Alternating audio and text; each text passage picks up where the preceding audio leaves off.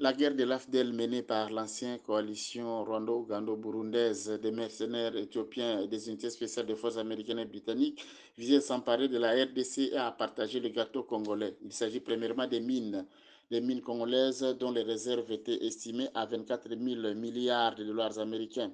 Parmi ces minerais des terres rares, les 3T, coltan, tungstène et autres minerais importants pour la transition énergétique. Pour avoir accès, un code minier dicté par les agresseurs via la Banque mondiale est mis en place. Ce code brade les ressources congolaises. À ce jour, toutes les mines congolaises découvertes à l'aide de l'exploration par satellite ont été vendues par l'ancien président Joseph Kabila, qui en distribuait certains à des généraux, à des politiciens congolais ou étrangers, à des chefs d'État africains, dont les 3 derniers chefs d'État sud-africains, ainsi qu'à des Congolais d'origine rwandaise. Les multinationales américano-européennes se sont aussi partagées la part du gâteau congolais. Autre richesse, les forêts congolaises. Selon l'ancien vice-président américain Al Gore, dans son ouvrage The Future, 80% des terres congolaises arables ont déjà été vendues visiblement par le même président Joseph Kabila.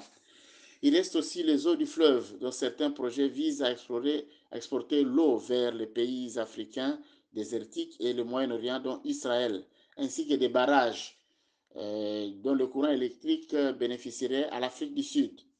L'argent généré par ces différents commerces miniers et autres disparaît dans la corruption organisée par les chefs d'État qui sont pourtant censés protéger le patrimoine de tous les Congolais. Le peuple ne trouve pas son compte. D'autres accords portent sur l'occupation des terres congolaises par des populations venant du Rwanda, de l'Ouganda et du Burundi, avec ou sans l'autorisation des chefs des terres qui sont les chefs coutumiers, seuls détenteurs de ce pouvoir, des ethnies ayant contribué à la constitution de la RDC en 1885. Dans cette optique, Minembwe, dont certains Congolais voulaient voir érigé en territoire. L'arrivée au pouvoir du président Tshisekedi après un deal avec le président Joseph Kabila n'a pas permis de résoudre ces questions, le président Tshisekedi ayant préféré entériner ces différents accords et en signer d'autres, que ce soit sur le plan minier, économique ou foncier, qui sont autant de conditions préalables à l'accès au pouvoir.